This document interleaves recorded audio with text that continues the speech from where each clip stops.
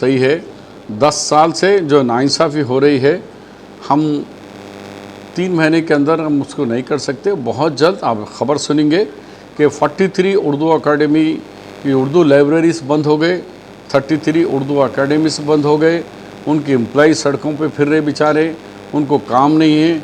Computer में आप जाके वो डब्बा बन गए, खाली खोखे के जैसा तैयार हो गए। बेशक बहुत बड़ा नुकसान हुआ है 10 साल टीआरएस के दौर में, लेकिन हम 10 साल हम आके एक ही 100 दिन की हुकूमत हुई, बाद में 90 दिन। तो आप खुद देखिए कि मोदी की वजह से इलेक्शन कोड 90 डेज सारा मुल्क तबाह हो गया उनके कोड की वजह से। अभी तो 10 दिन शुरू हुए हैं। नेक्स्ट वीक में चीफ मिनिस्टर साहब के पास रिव्यू मीटिंग के अंदर नए कंप्यूटर सेंटर कायम होंगे, उनके सैलरीज होंगे, उनके सैलरीज को बढ़ाया जाएगा और वेल मॉडर्न इक्विपमेंट के साथ, नया टेक्नोलॉजी के साथ बच्चों का उनको कॉम्पिटिटिव एग्ज़ाम्स लेकर उनको भर्ती किया जाएगा। उनको वेल ट्रेनिंग सेंटर्स, उसको ऐसा नहीं है कि मल्टीपल ट्रेनिंग सेंटर्स में ऐसा रखा जाएगा। मैं भी जानता हूं कि हम 5 के 5 हमारे कैंडिडेटों को हरा दिया गया। मेरे को निज़ामाबाद से हराया, फिर उसको वहाँ से हारे उन्होंने नामपल्ली से अजहरुद्दीन, वही हारे। सब हार जाने के बाद एक ना एमएलसी है ना एमएलए है। अगर एमएलसी भी लेंगे ले तो 6 महीने का टाइम के अंदर फिर एमएलसी बनना चाहिए, तो वैसा भी टाइम नहीं। अभी एमएलसी के लिए 8-9 महीने बच के हैं। तो हुकूमत देखो कुछ अच्छा फैसला करेंगी, आपकी बात बजा है, लेकिन हम हमारे हाथों से उंगलियों से हम अपने आँखें फोड़ लिए ना। वो भी तो पहलू देखो। हम अगर हमारे मुस्लिम नुमाइंदों को हम नहीं जीता लेंगे तो उसके ज़िम्मेदार कौन है? हम ही है। हमने हमारे लोगों को हरा लिया। फिर भी सीएम साहब ने एडवाइज़र के तौर पर दिए, लेकिन जो हुकूमत ये होती है, कैबिनेट मिनिस्टर ही होता है। मैं भी आपकी बात से बिल्कुल मुत्तफ़िक हूँ। बीआरएस पार्टी के कुछ कायदीन कह रहे हैं कि हम जो भी पार्टी बदलू है, जो डिफेक्शन कर रहे हैं, पार्टी बदल रहे हैं, उनके ख़िलाफ़ घरों पे धरना, कांग्रेस वालों को इल्ज़ाम लगा रहे हैं, तो थूक हम पे गिरता। ये नया तेलंगाना को बर्बाद करने वाले केसीआर यहाँ मेंबर ऑफ पार्लियामेंट से लेकर काउंसलर, ग्राम पंचायत के मेंबर तक खरीद व फरोख्त कर कर यहाँ की संस्कृति को तबाह ताराज करने वाले केसीआर, उनकी पार्टी फर्स्ट टाइम जब उन्होंने 2014 से 2018 में 47 लोगों को खरीदे, जिसमें MPs 4, MLAs 25, MLC 18, first time. Second time आए तो उसमें 14 लोगों को खरीदे, 12 कांग्रेस के एमएलएस, 2 टीडीपी के एमएलएस। इस तरीके से सेकंड टाइम खरीदे। और सारे ज़िला परिषद chairman's, municipal chairman's, mayor, corporator, ऐसा कोई आदमी नहीं है जो बाज़ार में बोली लगाकर उनका ख़रीद कर ये यहाँ की जो सिस्टम, यहाँ का डिसिप्लिन तबाह ताराज कर दिए।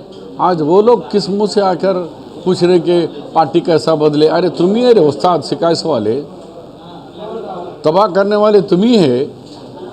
और ये डिफेक्शन करने का हम भी बोल रहे कि डिफेक्शन नहीं होना कहा था, लेकिन आप ही ऐलान कर रहे कि डिफेक्शन इसलिए ज़रूरी है कि हम कांग्रेस पार्टी को हुकूमत चलने नहीं देंगे, हम बहुत जल्दी तोड़ देंगे। हम बोले तोड़ते, हम तोड़ के हम बताते तुम्हारे को। अब तोड़ के बता रहे हम लोग, क्योंकि कांच के बंगले में रहकर पत्थर मारा तो फूट जाता। तुम दूसरी पार्टी के ऊपर फिर तोड़ने की बात करें, क्योंकि आदि है तुम तोड़ने के। अब वही हरबा हम तुम पे इस्तेमाल कर रहे, कोई गलत काम नहीं है। इसी तरीके से मैं पूरे नामों की लिस्ट आपको अभी व्हाट्सएप में आ रही है आपके पास। उसके बाद खोकापेट की ज़मीन 11 एकड़ वेरी कॉस्टली, जहाँ 100 करोड़ रुपए पर एकड़ ज़मीन है, यानी 11 एकड़ वो तो 1100 करोड़ की ज़मीन है। मैं बोलूँ अब क्या ज़रूरत है आपको 1100 करोड़ की ज़मीन? आपको ऑलरेडी जुबली हिल्स में टीआरएस का बिल्डिंग कांग्रेस ने दी थी जब ज़माने में, आप बिल्डिंग बना लिए। तो उतनी कास्टली ज़मीन को ओपन एक्शन करना, एक उनसे फौरी हासिल कर लेना, हुकूमत जो अलाटमेंट करे थे वो कैंसिल कर देना और वापस लेकर रैतु बंधु या रैतु రుణమాఫీ के अंदर उसके अंदर वो पैसे जमा करना। 11 ఎకరాల భూమి తీసుకున్నారు, అంత కాస్ట్లీ ల్యాండ్। దానివల్ల మీరు కట్టింది ఓన్లీ 37 crores రూపీస్ కట్టి అక్కడ 11,000 కోట్లు 1,100 కోట్లు అంటే 1,100 crores రూపీస్ ఒక వాల్యుబుల్ ల్యాండ్ మీరు 37 crores పెట్టి తీసుకున్నారు.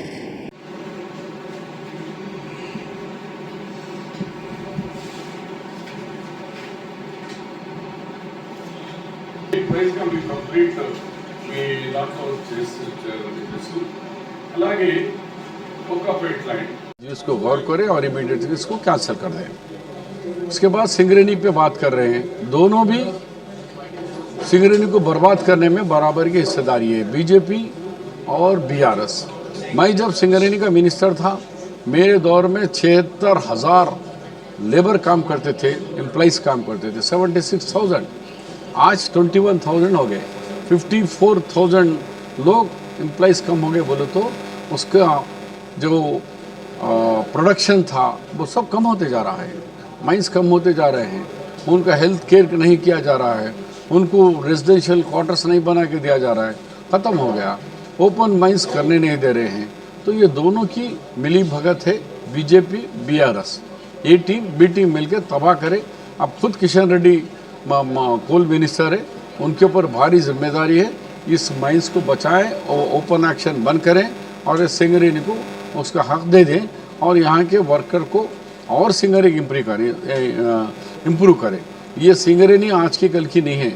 ये निज़ाम सरकार ने वो ब्रिटिश गवर्नमेंट रहने के पर भी यहाँ पर उन्होंने उनकी मदद से सिंगरेनी इतनी ज़बरदस्त है, वर्ल्ड में ऐसी नहीं है. चाइना ऑस्ट्रेलिया से भी बेस्ट सिस्टम, कोल इंडिया से भी बेस्ट सिस्टम अगर है तो वो सिंगरेनी का है. वो निज़ाम सरकार ने इसको ये कोल को स्टार्ट कराया. इसी वजह से स्टेट गवर्नमेंट का 51% शेयर है, 49 का government of India coal ministry का है. तो हमारा लीड रहने की वजह से ये है, वो दौर में स्टेट हमारे निज़ाम सरकार की ये बनाई हुई है. इसको बचाना और इसको कोई एक्शन करे बगैर इनको अलाट करा देना, ये हमारा डिमांड है.